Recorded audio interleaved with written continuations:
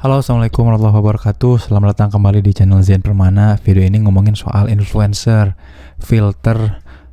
cara ngefilter terhadap influencer ya teman-teman semua. Nah, aku makin muak ya sampai hingga saat ini tuh sama kata-kata influencer tuh makin muak ya. Terutama kemarin ada sebuah video atau berita di mana Presiden kita Joko Widodo kemudian ngajak para influencer ke IKN untuk ikut nginep bersama atau nyobain kantor gitu ya, para influencer. Terus aku lihat line up-nya siapa aja. Oke. Nah, ini yang kemudian aku pengen komentarin teman-teman ya, dari sisi psikologis tentunya.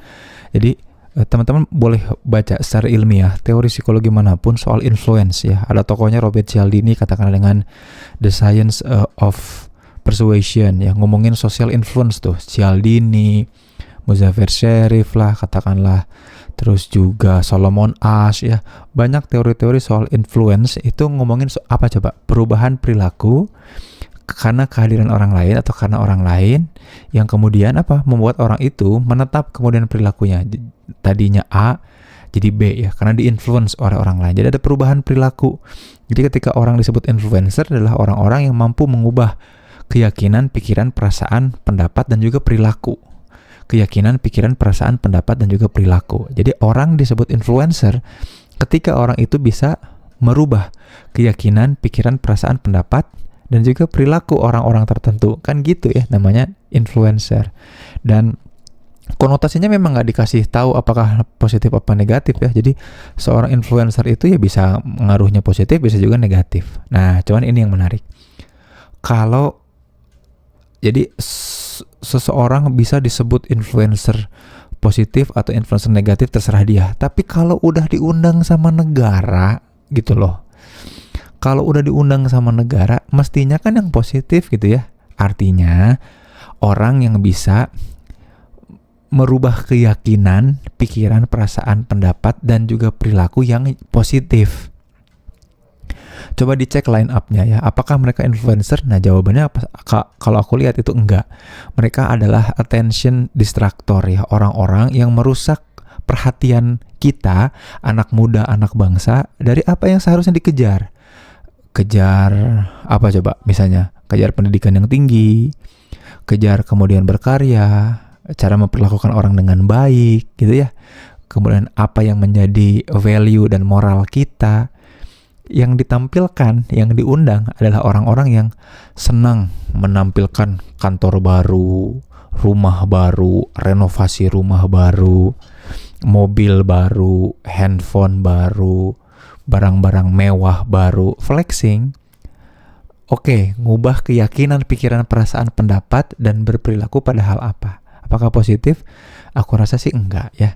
Jadi aku bilangnya mereka itu nggak pantas dibilang influencer, tapi pantasnya dibilang attention distractor, teman-teman. Nah, makanya tugas kita sekarang adalah bukan ngomentarin mereka ya, bukan juga kemudian bukan berarti aku ngelarang teman-teman untuk suka sama mereka juga enggak. Kalau teman-teman memang menikmati didistraksi atensinya yang tadinya lagi mikirin kerjaan, mikirin penghidupan, mikirin karya-karya yang mau dibangun, terus tiba-tiba istirahat dulu lalu nonton mereka, lalu jadi ketawa-ketawa, lalu kemudian aku jadi pengen nih punya mobil kayak gitu, aku jadi pengen nih punya rumah kayak gitu, aku terinspirasi jadi kayak pengen jalan-jalan ke Eropa kayak mereka gitu ya.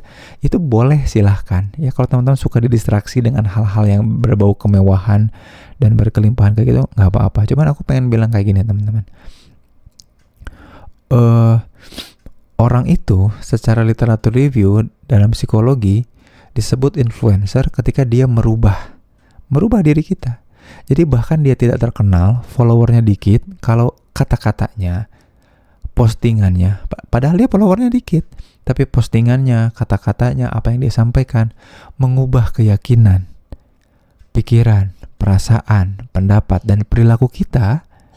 Jadi mau bergerak, jadi mau berangkat, itulah influencer. Kalau menurut aku kayak gitu teman-teman. Makanya sering banget semenjak dari 2018 aku mulai rajin posting video, banyak banget yang komentar, tolong dong editnya dibenerin, tolong dong. Aku nggak peduli soal gimmick, kemewahan dan lain-lain. Yang terinfluence itu akan berubah gitu. Dan aku nggak butuh follower banyak, karena aku sadar bahwa influencing itu it's not about making people do what you do, tapi membuat mereka bergerak, berubah. Nah makanya yuk cek lagi siapa influencer kita teman-teman, siapa orang-orang yang orang-orang yang membuat kita berubah keyakinan jadi lebih baik, berubah pikirannya jadi lebih baik, lebih jernih, berubah perasaannya jadi lebih wise, berubah pendapatnya jadi lebih menenangkan, menenteramkan, dan memfasilitasi, dan perilakunya selalu berubah untuk berkarya dan berprestasi.